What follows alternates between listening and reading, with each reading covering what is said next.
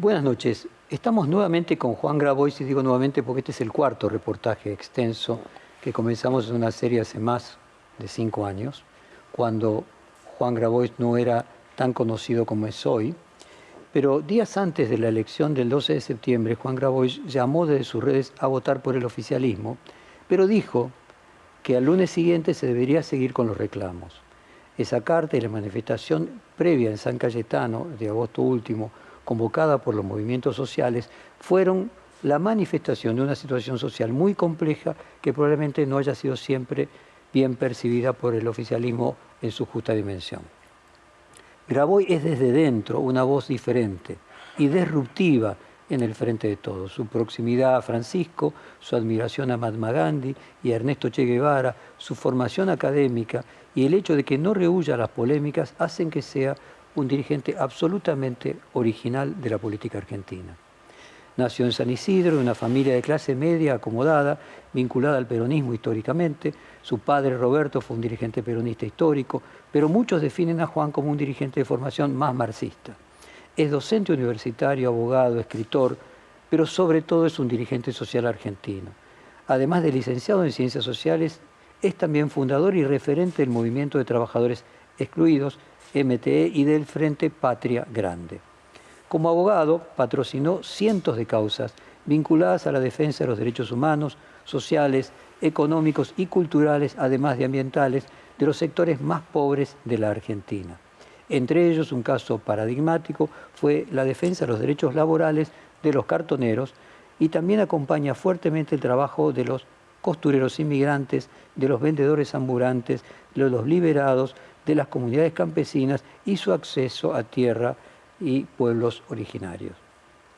En Instagram se presenta como abogado y militante popular y sugiere visitar la página del Plan de Desarrollo Humano Integral propuesta para la pospandemia, cuando los casos revelan que quizás estamos cerca del fin de esa etapa, el tsunami, como lo definió el oficialismo, y que cuando las aguas bajan, como decía un famoso economista, ahí se ve quién estaba con ropa y quién no.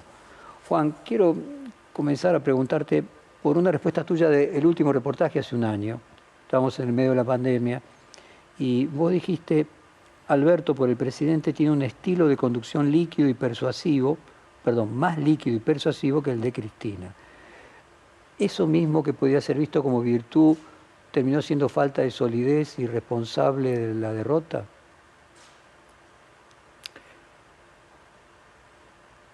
Yo creo que la derrota no hay que atribuirla a un determinado estilo de conducción o a una cuestión publicitaria, aunque hay elementos.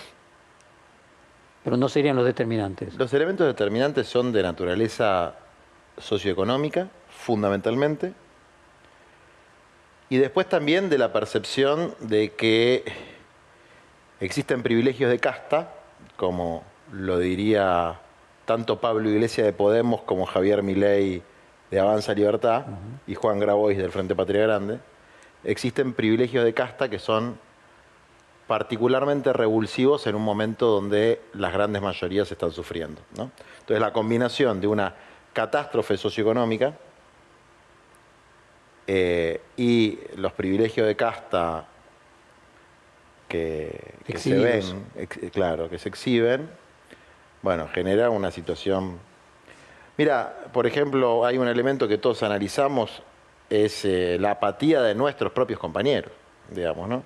En esa publicación que vos mencionabas en la introducción, yo decía, vamos a ir a votar con bronca, mordiéndonos los labios, pero tenemos que ir a votar igual. Bueno, muchos compañeros me hicieron caso y otros compañeros no me hicieron caso. Tengo un montón de compañeros. O sea, elaboraron la bronca no yendo a votar. Exactamente, no yendo a votar. Por lo cual creo que el resultado lo podemos revertir. Es más, creo que la derrota es una gran oportunidad. Te diría algo que algunos se podría enojar. Hasta que me puse un poco contento. Porque es un baldazo de agua fría. Y eso sumado a la reacción de Mi Espacio, después a la carta de Cristina, es decir, 2, 3, 4 baldazos de agua fría. La carta de Cristina fue el segundo, Claro, baldazo. si no te despertás con eso, es que estás muerto. Ojo, eso no quiere decir que hay que hacer lo que dice Grabois, lo que dice Cristina. Hay que hacer lo que dice el pueblo que votó o no votó. Y esa interpretación le corresponde al jefe del Poder Ejecutivo, que es Alberto, a quien yo deseo haga el mejor gobierno posible y ojalá fuera el mejor presidente del mundo, porque le toca una situación absolutamente atípica en todos los sentidos de la palabra, pero considero, como no sé si te lo dije en esa entrevista, pero ya hace tiempo, que es un gobierno de transición. Es decir, es un gobierno que no define el rumbo. Es un gobierno que pilotea una tormenta, una doble tormenta, ¿no? Una tormenta de la crisis de deuda, fundamentalmente, es así, heredada de una gestión patética y desastrosa del macrismo, y una crisis sanitaria fortuita, y que es un momento de pilotear tormentas. No sabemos con qué resultados todavía. Y la oportunidad que nos da la derrota electoral de asumir la situación catastrófica en la que estamos, yo se la agradezco a Dios y se la agradezco al pueblo. Unos días antes de las elecciones, vos escribiste una carta en tus redes sociales que invitaba a votar por el oficialismo, pero que, como decía antes, el lunes retomaríamos los reclamos. ¿Percibías previamente a los resultados electorales que esos iban a ser los resultados? ¿Y crees que se percibía en los demás integrantes del Frente de Todos?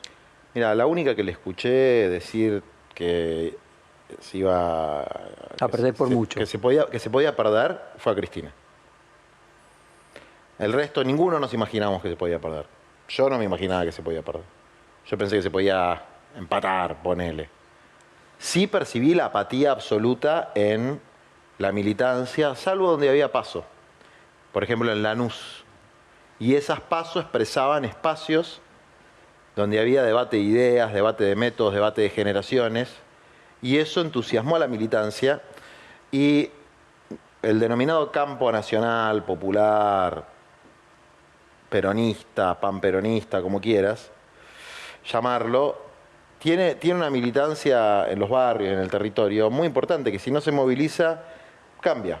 No es lo mismo que la política meramente marketinera del cartel, la pauta publicitaria y el YouTube. En este mismo reportaje, el domingo previo pasado, en el diario Perfil se publicó a Facundo Manes, que él decía, y de hecho fue el título, que si no hubiera habido unas PASO con interna a la provincia de Buenos Aires entre el radicalismo y el PRO, hubiese ganado todos los zapatos. O sea, hoy en retrospectiva, ¿crees que fue un error haber ido con listas únicas? No en retrospectiva, porque eso sí, yo no preví que se iba a perder, pero... ¿Vos hubieras preferido eso incluso antes? Máximo Kirchner. Yo. Para decirte de distintos personajes, ¿no? Que no tienen por ahí de tanta relación. Yo con Máximo sí tengo relación, pero Bernie, bien, no tengo demasiada relación. Y Ishi, el del poncho, planteamos, creo que algunos más también, fuertemente que había que hacer paso. ¿Por qué? Porque en la Argentina no hay cultura de coalición. Por eso las coaliciones se fracturan, no hay cultura de coalición. Es decir, la coalición no es monolítica, ni nunca pretendió serlo. Entonces, que las distintas vertientes, las distintas orientaciones se expresen electoralmente, es muy positivo. Permite el debate de ideas, permite la movilización de la militancia, como lo permitió en el caso de la interna de Juntos. Santilli y Manes expresan cosas distintas. Y eso les permitió acumular un mayor caudal electoral, pero además dar un debate sobre estilos, sobre contenidos, etc. De todas formas, todo eso entra dentro del plano, si se quiere, la táctica. Y el problema estratégica es económico. El problema no es la táctica, el problema es la estrategia. Y si querés, la estrategia de corto plazo, la estrategia de transición. Porque en última instancia el problema de fondo tampoco es la estrategia de corto plazo.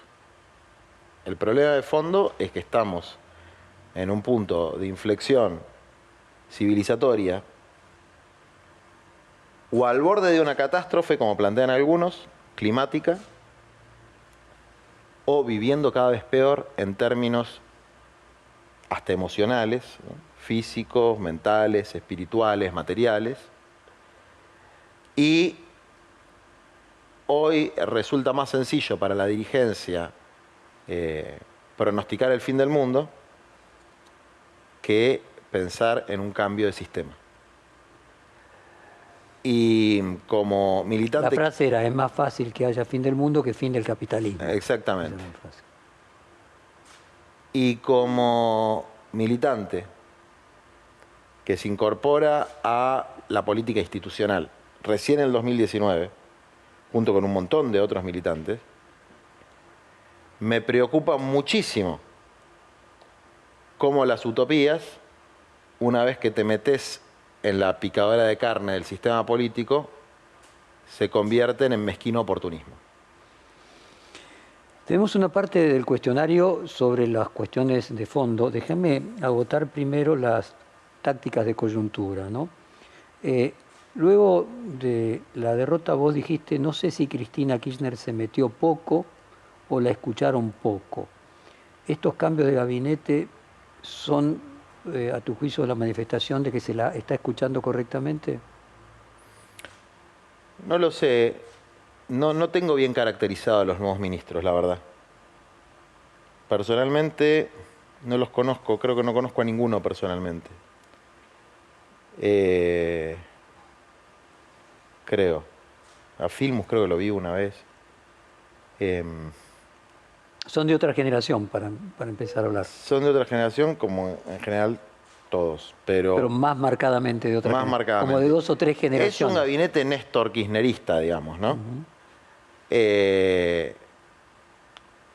Yo creo que, y esto lo dijo Milei también, lo enganché el otro día, yo lo sigo bastante, dijo, el sistema político argentino es hiperpresidencialista. Los ministros los elige el presidente. No jodamos con eso. Cristina no le dice los ministros que tiene que elegir. Lo que para mí, desde mi punto de vista, hicimos varios dirigentes, Cristina desde luego la que mayor responsabilidad tiene, pero yo también, dentro de mis capacidades y algunos ministros, es tratar de plantear la necesidad de refundar el frente, el gobierno, recuperando el contrato electoral original. Y eso implica cambio de personas, cambio de privilegios, cambio de prioridades y cambio de políticas. A mí la última P es la que más me importa. El cambio de personas me parece bien, porque si no, más allá de si haya sido más justo o menos justo, pero... Tiene un carácter además simbólico, no solamente. Tiene un carácter simbólico y lo simbólico no es poco, ¿eh? Exacto. Pero lo que más me importa es el cambio de políticas. Vos dijiste textualmente sobre el gabinete anterior, gabinete mediocre. Mansur, Aníbal Fernández, Julián Domínguez. A Julián sí lo conozco. ¿No entrarían dentro de este...? No puedo evaluarlo porque realmente... porque además no es un tema de personas, es un tema de un cuerpo colegiado. Es decir, cualquier estructura organizativa, más allá de que pueda tener un gran jugador y otro que es pésimo, hay que ver cómo funciona de conjunto, como equipo. ¿Vos, si hubieras sido ministro, hubieras renunciado el 13? Sí. No hubiese sido ministro nunca del gobierno de Alberto. Nunca. Porque... Bueno, hay una pregunta que ya me respondiste. Si te ofrecieran el 15 de noviembre la conducción del área social, ¿no aceptarías? No, del gobierno de Alberto no hubiese sido ministro nunca porque no estoy de acuerdo con algunas premisas de su gobierno. Entre ellas, que la relación con el Fondo Monetario Internacional es una relación entre deudor y acreedor. Yo considero que es una relación entre estafador y estafado. Entonces, ese que es un tema central de desacuerdo en el marco de una coalición, hace que por lo menos para mí sea imposible ser funcionario, yo personalmente, del gobierno. Hay preguntas sobre el fondo más adelante y la economía. Déjame agotar las cosas de coyuntura más inmediata. Luis Delía dijo que la cámpora fue los mariscales de la derrota. Desde la cámpora se quejaron de la falta de ayuda de los intendentes. Algunas otras voces del oficialismo criticaron la poca actividad de Sergio Massa. Perdieron todos, a tu juicio, no es que me perdieron. resulta absolutamente indistinto. Seguramente todos los que integramos el Frente de Todos son mariscales de la derrota. Somos mariscales de la derrota colectivos, digamos, ¿no? Acá, evidentemente, no hubo ninguna genialidad de nadie, porque si no... Pero, a ver, hay que ver la realidad. La base material de la derrota es que en el 2020 vos podías decir Macri, la pandemia, hacemos lo que podemos, IFE, ATP. En el 2021 no hubo IFE, no hubo ATP. Seguís hablando de la pandemia. Los índices sociales se siguen deteriorando. ¿Qué espera? Que te aplaudan.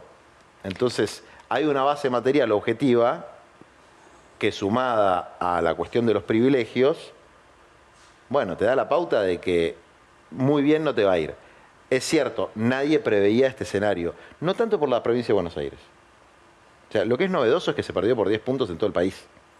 En provincias donde... Históricamente peronistas. Históricamente peronistas. La Pampa, bueno, Chaco. Bienvenido.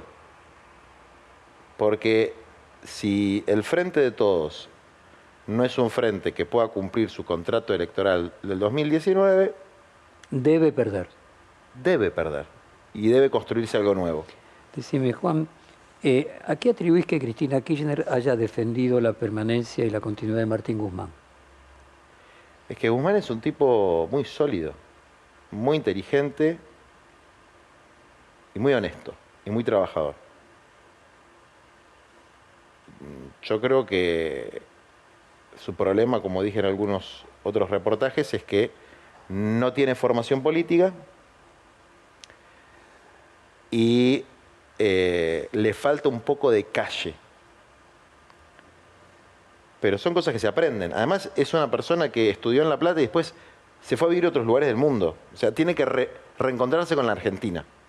Se tiene que reencontrar con la Argentina. Bueno, ¿tiene capacidad? Claro que tiene capacidad para hacerlo, digamos.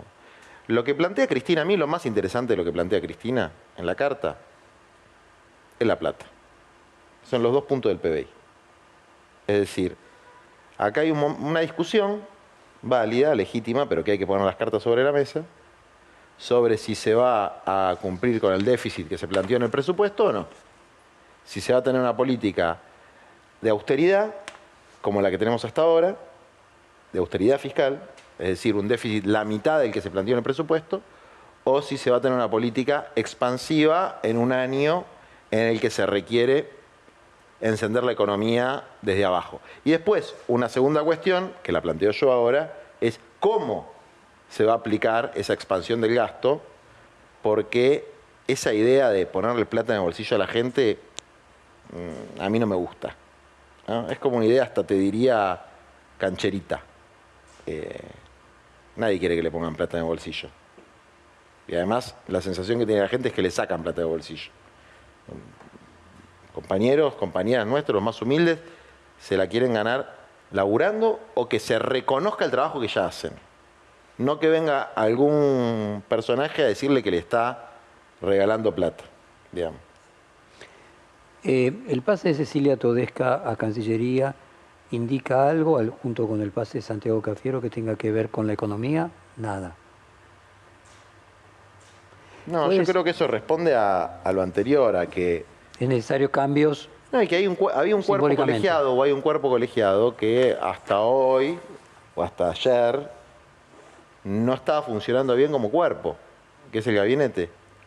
Y que por ahí, a partir de ahora, empieza a funcionar mejor. La verdad no lo sé, no tengo ninguna caracterización sobre Mansur, por ejemplo. Juan, ¿será que Cristina Kirchner defiende la permanencia de Guzmán porque a lo mejor tiene hacia el Fondo Monetario Internacional la misma perspectiva que tiene Alberto Fernández y en eso vos te diferenciás de ella? Puede ser. Yo creo que hay un... A ver, Cristina planteó la cuestión de la violación del artículo 5 o 6 de la Carta del Fondo Monetario Internacional con mucha firmeza. Cristina tiene 8 años de experiencia como presidenta, en los cuales hizo una reestructuración de deuda del fondo desde el punto de vista del kirchnerismo exitosa. O sea, sacó a la Argentina del endeudamiento con el fondo. Cosa que a mí también me parece muy bien. Posiblemente tenemos posiciones distintas en un punto, y el punto es que aunque ella reconoce que hay una estafa, plantea que hay una estafa, plantea la necesidad de una auditoría, yo creo que la política internacional de la Argentina debería haber sido señalar el fracaso absoluto de los organismos multilaterales de crédito y en general del sistema internacional para resolver los problemas. Es decir, cómo el FMI funcionaba como un ariete de la geopolítica norteamericana en América Latina, cosa que fue expresado de manera explícita por funcionarios del Fondo Monetario Internacional. Estaban apoyando a un aliado geopolítico norteamericano.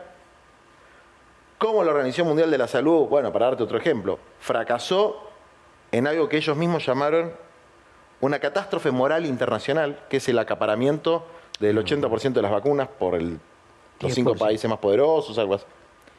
Es decir, es un momento histórico en que la Argentina, habiendo sufrido tantas veces en su historia el fracaso de los planes del Fondo Monetario Internacional, podía darle a la humanidad una plataforma para rediscutir la arquitectura internacional. A ver si puedo interpretar esto y coincidís con esta interpretación.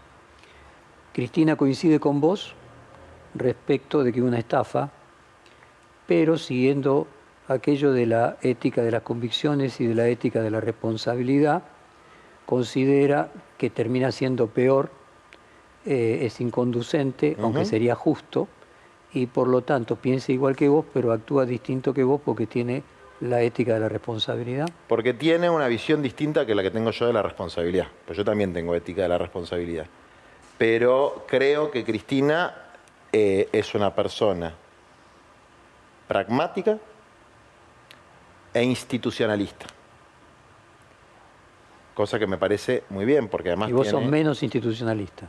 Yo creo que este sistema institucional es absolutamente disfuncional para los objetivos humanos, que creo que hay que transformarlo radicalmente, de manera revolucionaria, el sistema institucional argentino e internacional. Y por otro lado, no voy a aceptar que mi generación caiga en un pragmatismo posibilista que comprendo perfectamente para la generación que... De Cristina. De Cristina, digamos. Decime, la manifestación de San Cayetano, de alguna, y el tamaño que tuvo, ¿fue de alguna manera un anuncio de lo que iba a suceder electoralmente después? Puede ser. En los que participamos de ese espacio, que es la Unión de Trabajadores de la Economía Popular, el Triunvirato de San Cayetano, como lo querramos llamar, tenemos una consistencia de muchos años en la visión estratégica, pero tenemos muchas diferencias en la visión político-coyuntural. Ahora, a todos nosotros y nosotras nos resultaba evidente que no se estaba haciendo lo suficiente para aliviar el sufrimiento del pueblo. Entonces fuimos a esa movilización con la consigna histórica de tierra, techo y trabajo, que es lo que construimos junto al Papa Francisco, los movimientos de todo el mundo, pero agregamos la consigna del salario universal, que algunos llaman ingreso básico universal, renta básica universal, la consigna del salario básico universal, que es una necesidad de la coyuntura o del corto y mediano plazo. No es la solución de ningún problema. Pero hoy en la Argentina hay 13 millones de personas en edad de trabajar entre 18 y 65 que no tienen ingresos regulares registrados.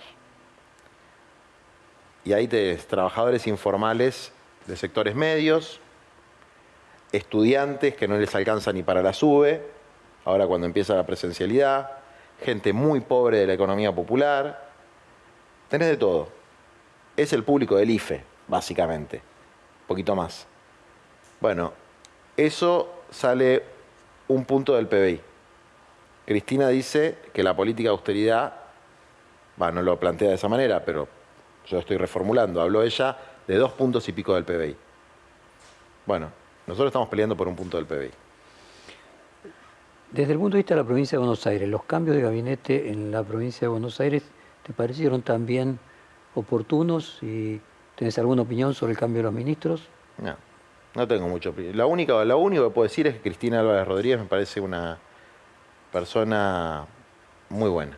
Muy buena persona, muy inteligente, muy solidaria. Es la única que conozco. Después el resto prácticamente no los conozco personalmente, ¿no? ¿Andrés Cuervo Larroque es buen ministro de Acción Social en la provincia? No puedo evaluar mucho su gestión porque en general el presupuesto es muy bajo. Creo que es un tipo honesto, laburador, disciplinado. Tengo diferencias doctrinarias marcadas, ¿no? Él tiene una concepción del peronismo que es, desde mi punto de vista, estadocéntrica, y yo creo en la comunidad organizada. ¿Sigue siendo buena tu relación con Sergio Berni, como la que contaste en tu reportaje el año pasado? Sí, a mí la gente que dice lo que piensa y hace lo que dice, aunque no esté de acuerdo, en general me llevo bien. A mí lo que no me gusta es la hipocresía, el caretaje. ¿Interpretás que de alguna manera simbólicamente ganó Berni en su pelea con Sabrina Frederick? Mira, con Sabina también tengo una excelente relación. En los días previos a esto, con el juez Rafecas, Sabina, la gente de la ciudad, algo que pasó totalmente por abajo. Nadie se enteró, como las cosas que salen bien. Hubo una toma en la villa, en la 1114, no, en la 21, 21-24, y logramos que no pase lo que pasó en Guernica, ¿no? Es decir, una solución transitoria para la gente mientras se busca la solución definitiva sin que nadie prenda fuego ninguna casilla. Es decir, Sabina tenía una actitud de diálogo frente a la conflictividad social que yo valoro. Después, la verdad es que no creo ni que Berni, ni que Sabina, ni que Aníbal Fernández tengan la receta de cómo resolver los problemas de violencia urbana en un contexto de desigualdad y pobreza, porque la base material para la penetración del narcotráfico y las formas más destructivas de violencia existe, y la única barrera de contención real no es ni la gendarmería, ni la policía, somos nosotros, los movimientos sociales y las iglesias. Juan, ¿cuál es tu visión como ministro de Desarrollo Social de Daniel Arroyo, y si tenés alguna expectativa diferente de Juan Zabaleta en el mismo cargo?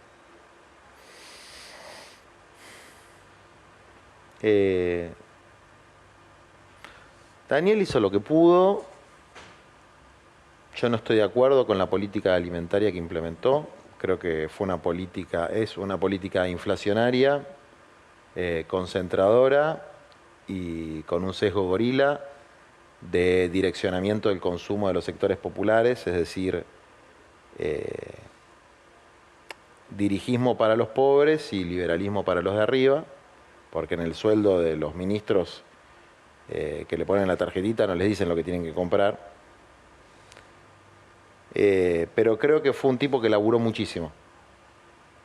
Es decir, a pesar de todas las críticas, creo que fue uno de los mejores ministros. Vos también fuiste parte de muchas discusiones que había acerca de si estaba bien que desarrollo social estuviese dividido. Se habló incluso peyorativamente de la palabra loteo, se criticó el rol de los movimientos sociales dentro de la organización.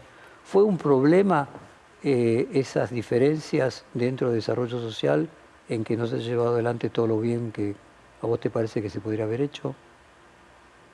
Es un problema la estructura actual del Estado argentino, más allá de el agravamiento que pueda generar las características de esta coalición y la disfuncionalidad del cuerpo colegiado llamado gabinete. Es un problema porque,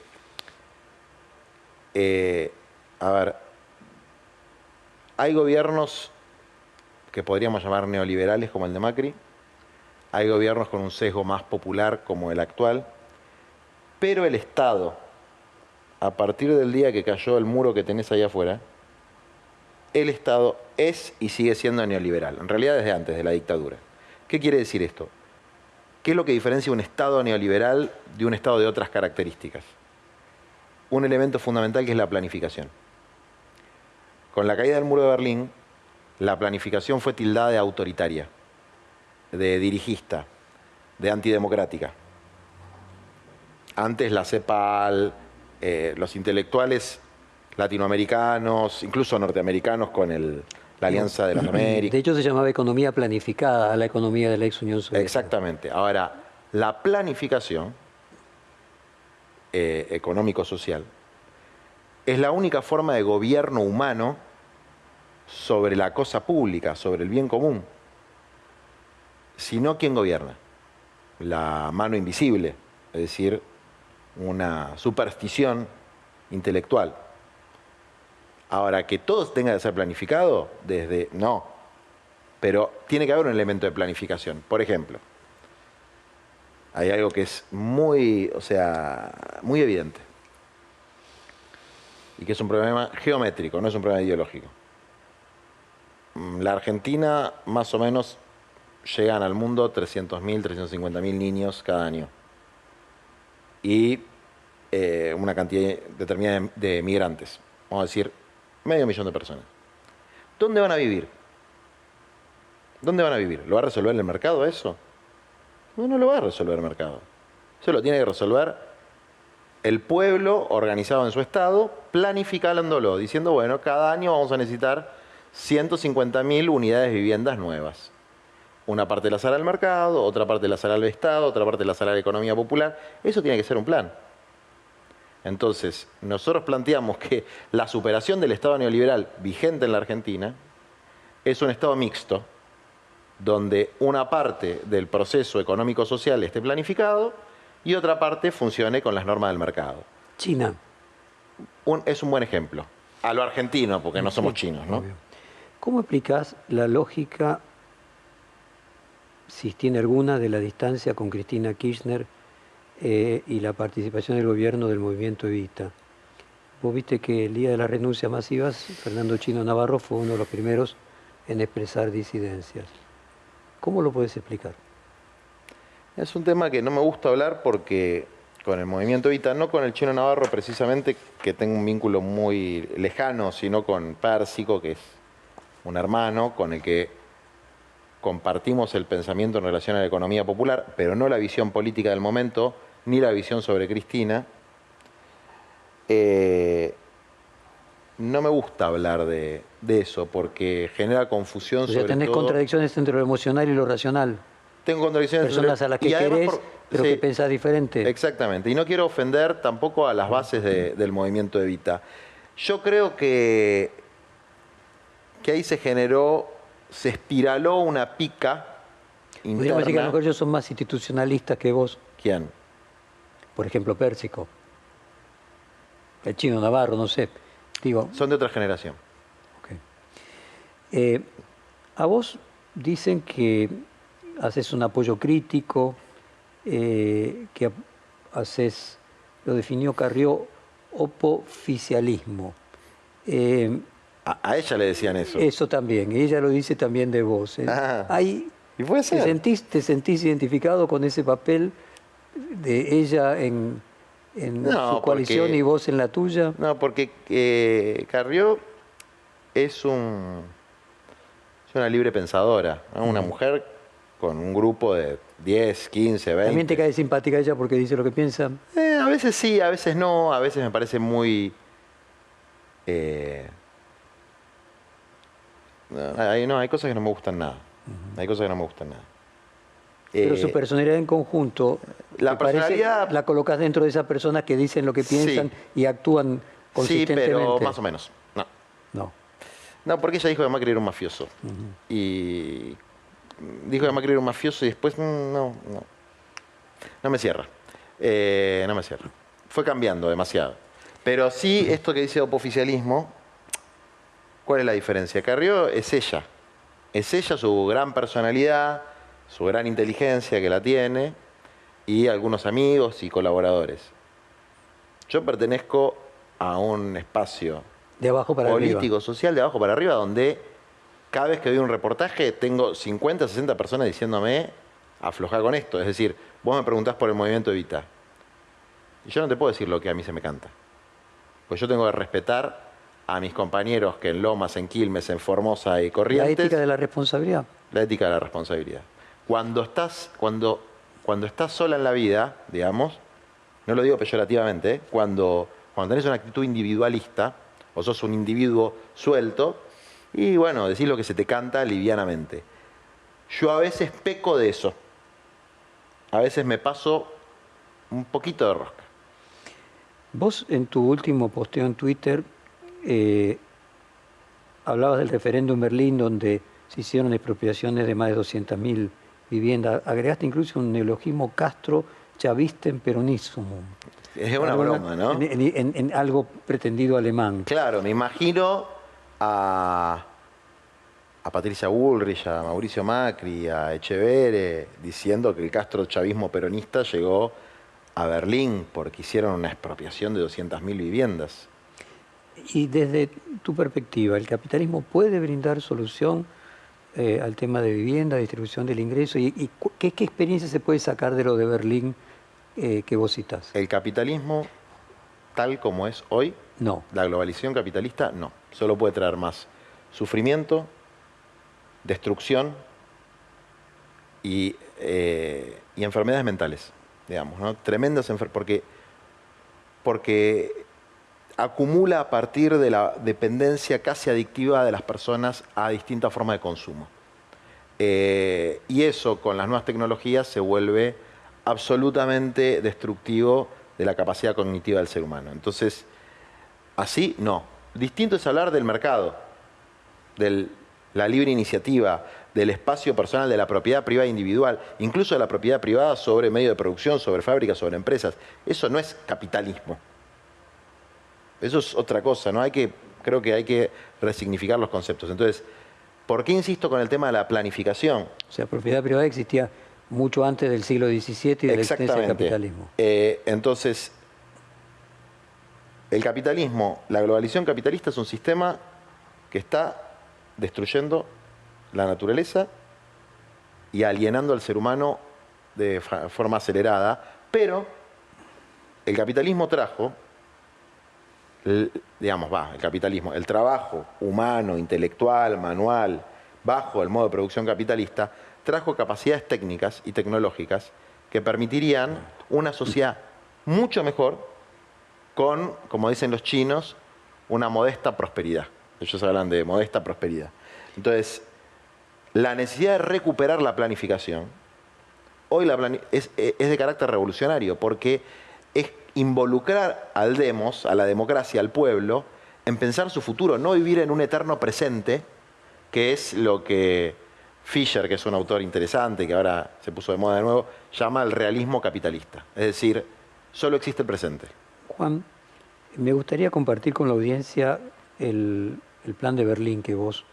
yo no leí tu posteo, pero imagino que te referís a la creación del Banco Hipotecario Alemán y la existencia después de la guerra, la necesidad de generar viviendas que se habían destruido en enorme cantidad y realocar las de personas que habían fallecido y que estaban a nombre de herederos que ni siquiera la ocupaban. Es una situación muy especial también después de la guerra. El posteo que yo hice se refiere a una situación de hoy. Ajá.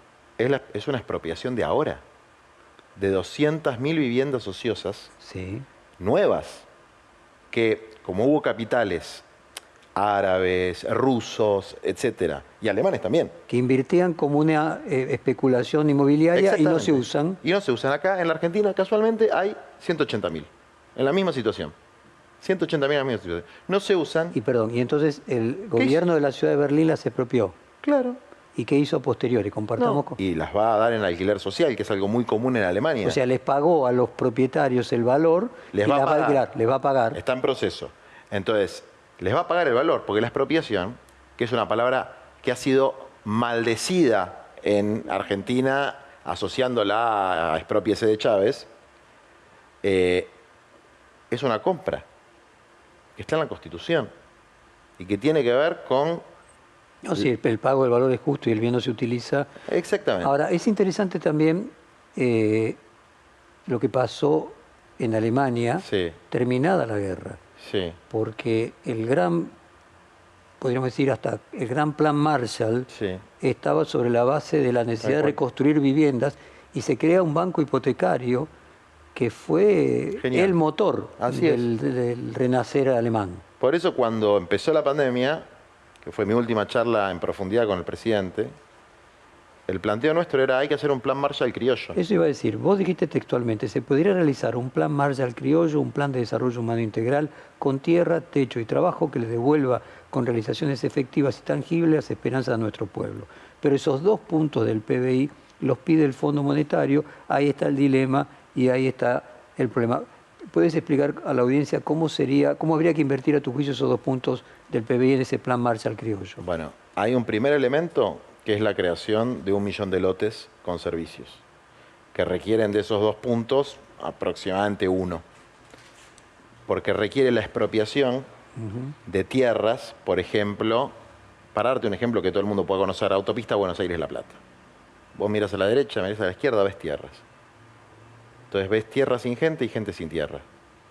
Bueno, si esas tierras se pusieran a disposición de la construcción de nuevos barrios, lindos barrios, con lotes grandes, se podría darle vivienda, no solamente a los más pobres, sino a los sectores medios que hoy están alquilando. Entonces, es lotes con servicio, urbanización de los barrios, que eso más o menos va, transporte multimodal, es decir, una reorganización del sistema de transporte, transición a las energías verdes, digamos, no limpias. Es una cosa muy importante y que nosotros tenemos que hacer y que tenemos mucho potencial en la Argentina. Bueno, el Marshall Verde de Biden. Exactamente. Tenemos mucho potencial en la Argentina para eso. Tenemos todo para hacerlo. Tenemos sol, tenemos viento, tenemos todo. Tenemos agua. Y además eso permite generar nuevos emplazamientos industriales en sectores distintos y la redistribución de la población en el territorio. Nosotros somos uno de los países más urbanizados del mundo. Tenemos el 92.5% de la población urbana, lo cual son niveles del Vaticano, digamos. Y tenemos un territorio extensísimo. Entonces, hay disfuncionalidades en el funcionamiento del capitalismo dependiente de la Argentina, de corte neoliberal, es decir, sin planificación, que ha generado esta situación de sobreurbanización, abandono del campo, destrucción del bosque nativo, etcétera, etcétera, etcétera, que a partir de un primer impulso de este plan Marshall criollo, que permitiría reactivar la economía, no solo para los pobres, sino para los sectores productivos, para los sectores medios, empezar a pensar un nuevo paradigma. Mencionaste dos veces los sectores medios y quería, ya estamos llegando al último tercio del reportaje, entrar por allí, pero te pido 2 minutos de un corte comercial y ya volvemos. Dale.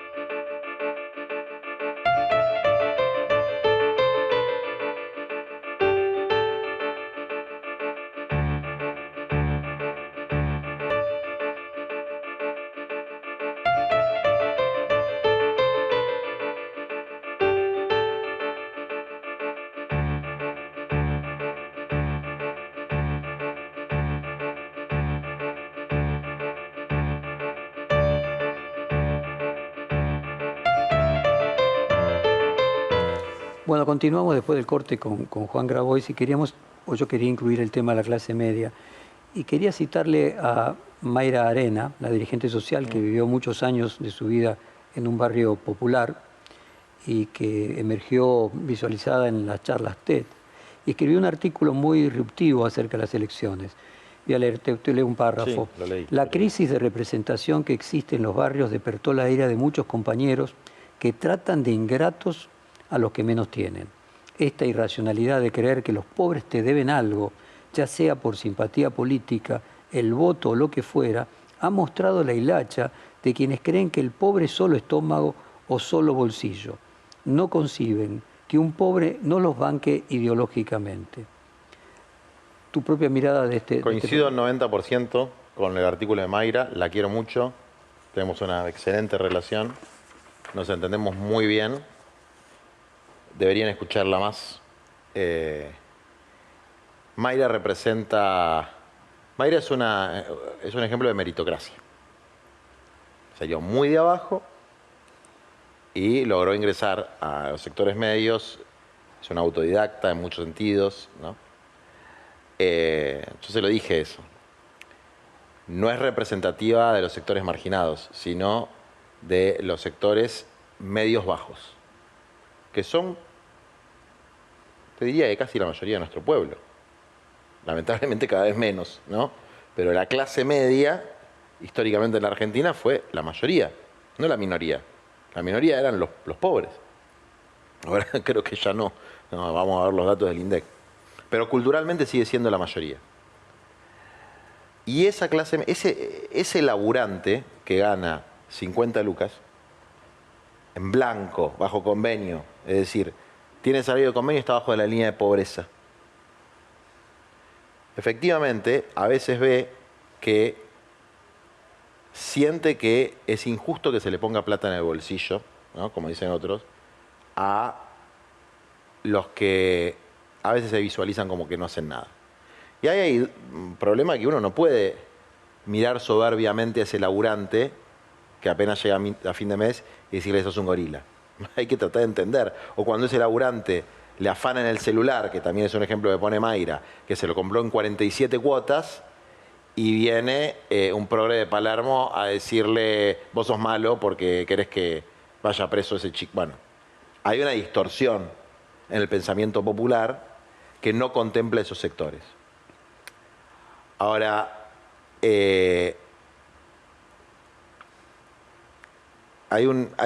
para mí hay un choque cultural entre el pensamiento de clase media, pensamiento de clase media baja, pensamiento de clase baja, y que hay un problema de entendimiento. Totalmente. Por experiencia de vida totalmente diferente. Hay idiomas distintos. Exactamente, como si fueran de países distintos o de mundos distintos. Hay idiomas distintos. Bueno, sí. Son dos idiomas distintos. Mayra y yo hablamos el idioma de los integrados, pero por distintas razones conocemos el mundo de los excluidos. Hay mucha gente, Emilio Pérsico es otro ejemplo, habla el idioma de los integrados, pero conoce el mundo de los excluidos. Eso no quiere decir que tengamos razón, pero podemos traducir un lenguaje al otro, ¿no? No desde la ideología, sino desde el conocimiento de la realidad. Hay un montón. Pero esa gente no tiene demasiados espacios de discusión. Yo soy una excepción, Mayra es una excepción, pero esos cientos de... Mira, te voy a contar una cosa que Porque pasó. tienen la capacidad de traducir. Sí, y tienen el corazón puesto donde lo tienen que poner. Y me querías contar algo y yo te interrumpí. No, y que tiene que ver con esto. Mira, la semana pasada, un abogado de Corrientes joven del nuestro movimiento, el Movimiento de Trabajadores Excluidos, se fue en bicicleta a la comisaría de la mujer a hacerle el aguante a una mina muy pobre que estaba siendo golpeada, porque no le daban bola. Un abogado. No cobra, no es funcionario, nada. Lo atropelló una de esas 4x4, etcétera, y murió. Hay un montón de esos pibes que no están atornillados a los sillones, que no son ministros, que no son ministras, que no andan alardeando sobre su perspectiva de género, pero que lo hacen en la práctica. A esa gente en la política le va mal. Hablaste del lenguaje de perspectiva de género. Parte de ese texto dice, ¿a cuántos incluís cada vez que decís todes y a cuántos dejás afuera? Si no se habla el mismo idioma, es difícil que surja una identificación. El precio de sentirse inclusivo se paga caro. Dejás afuera a muchos que todavía no resolvieron demasiados quilombos como para seguirte el tren. O sea, hay una ilusión de inclusión poética que no tiene nada que ver con lo real, de cierta clase media mirando a la pobreza. Mira, el de Palermo, que vos decías, el progre de Palermo. La mente va por donde los pies caminan. En general, salvo la gente que está en la ciencia, digamos. Entonces, si vos vivís en determinados ambientes, priorizás determinadas cosas. Esto es así. Ahora, yo del movimiento feminista, sobre todo de lo que se llamó la revolución de las hijas, rescato un montón de cosas. De hecho, el Frente Patria Grande, todas las candidatas son mujeres. Ofelia hace 2 años, pero ahora. Una horticultora de La Plata, Elsa. Una cartonera de Villa Fiorito, Nati Saracho. Una cartonera de Capital, Jackie Flores. La que va a entrar en Provincia de Buenos Aires, una estudiante de la Universidad de La Plata, también feminista, Lucía Klug. Y te podría seguir mencionando. Es decir, yo tengo una profunda admiración por esa revolución cultural donde las mujeres pusieron en el centro de la escena un problema que no es de minorías, que es de mayorías, como la violencia de género y los privilegios de los hombres sobre las mujeres. Ahora, eso es una cosa y el elitismo es otra. Eso es una cosa y usar eso para escalar posiciones de poder es otra cosa. Entonces, la militancia, los hombres y mujeres comprometidos con el futuro de nuestro país, que yo quiero, por lo menos, tienen que saber distinguir claramente sus convicciones de sus conveniencias, tienen que saber distinguir sus propios deseos y sus propios estilos de vida de los del pueblo y no, por utilizar la palabra popular, pensar que eso automáticamente implica a las mayorías. Para concluir con ese artículo, otro párrafo es: el centro de la política peronista hace rato que viene corriéndose hacia la izquierda, en especial desde lo moral, lo ideológico, mientras que permanece estancado en lo económico. Leyendo este párrafo me recuerdo una definición tanto del New York Times como de Le Monde, cuando lo funda De Gaulle en Francia, terminada la Segunda Guerra Mundial, como cuando Jacobo Timerman funda La Opinión en la Argentina de los 70, o como cuando nosotros fundamos Perfil, que era de izquierda en lo cultural, de centro en lo político y de derecha en lo económico. Vos pusiste antes el ejemplo de China. ¿Hay una economía de izquierda? El concepto de izquierda y derecha es un concepto eurocéntrico. ¿Hay una economía no de mercado? Hay una economía posible, mixta, en este momento no se me ocurre a mí otra, donde los bienes esenciales de la vida, la tierra, el techo, el trabajo, los alimentos, estén garantizados a través de la planificación pública, democrática, y después el resto de los bienes de consumo sigan funcionando en la órbita del libre mercado. Pero para el ejemplo que te daba de la vivienda, de los alimentos, por lo menos de los alimentos básicos, no te digo de Rapa Nui, pero de los alimentos básicos. Sería un mercado de planificación, una conjunción de todos elementos. Sí. Bueno, y que ves que China, en ese sentido, avanza como vanguardia. Es una vanguardia con una diferencia cultural muy grande, que tiene un sistema político de partido único, que no es lo que funcionaría en la Argentina. Ahora, sí creo que tiene que haber un consenso mayoritario que establezca un plan plurianual, por lo menos quinquenal, que sea un consenso mayoritario, pero que este es el plan, hermano, y a bancársela. Y es este. Y si hay que expropiar, hay que expropiar. Y si hay que hacer inversión pública, hay que hacer inversión pública.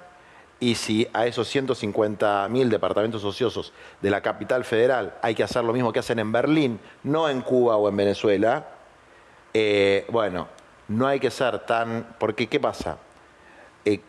Esto que vos decías... No haya ceguera paradigmática. Exactamente. Juan, me dijiste, hablamos en el corte de educación, me viene a la mente el arzobispo Víctor Fernández, que fue rector de muchos años de la Universidad Católica Argentina, y él dijo que la derrota electoral del oficialismo en parte fue por entretenerse con el aborto, la marihuana y el lenguaje inclusivo.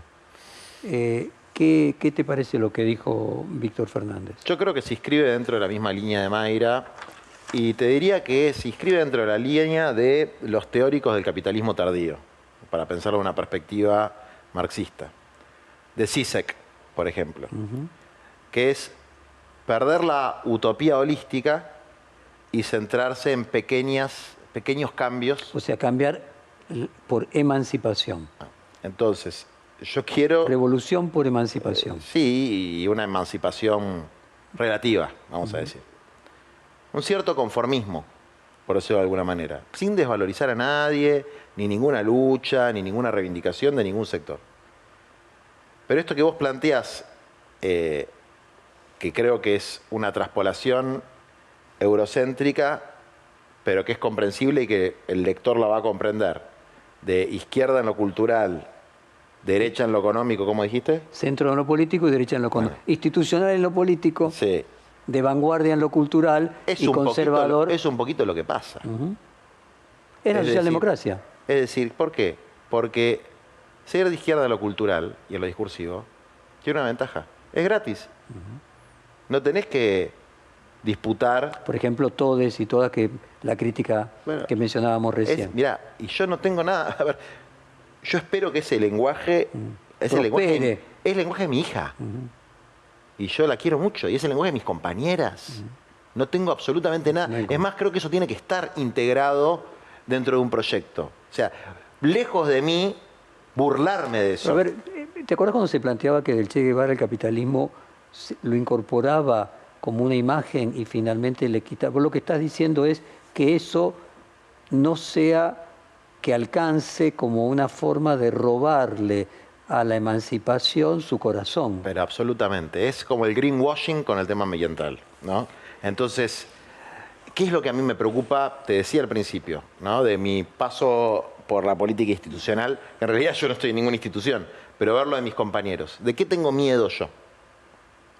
De que se asimilen, de que la estatización, si se quiere, de determinados movimientos, lo que haga es neutralizar su potencial de cambio. Y te decía, los cambios culturales estatizados son gratis. No hay que disputar la plusvalía con nadie. No hay que disputar la distribución de la renta. Lo cual no quiere decir que no sean importantes, pero para hacer 1 millón de lotes con servicio o 1 millón de viviendas, No alcanzan. Con alguien te tenés que pelear. Juan, hay versiones de que lo que dijo Víctor Fernández no cayó demasiado bien en el Vaticano. A vos siempre se te asocia al Papa, hayas aclarado muchas veces de una manera mucho más estrecha de lo que en realidad es. ¿Hablaste últimamente con el Papa? No.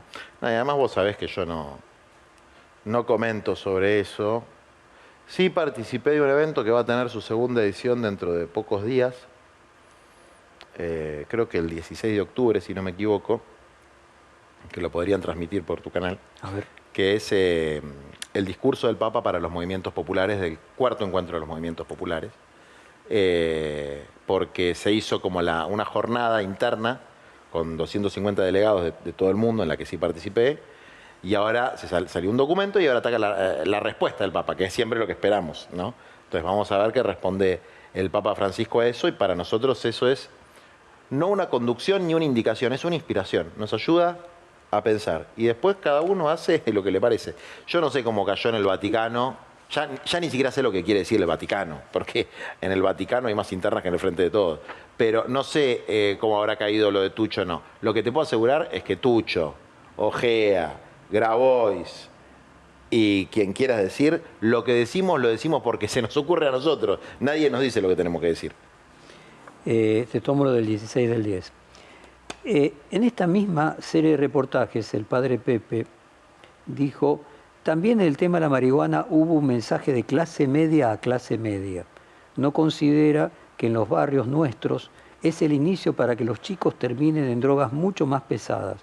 Me tocó hacer una presentación en el Senado y veo que es un desembarco con otras intenciones. Se dijo que hay que actuar de forma liberal.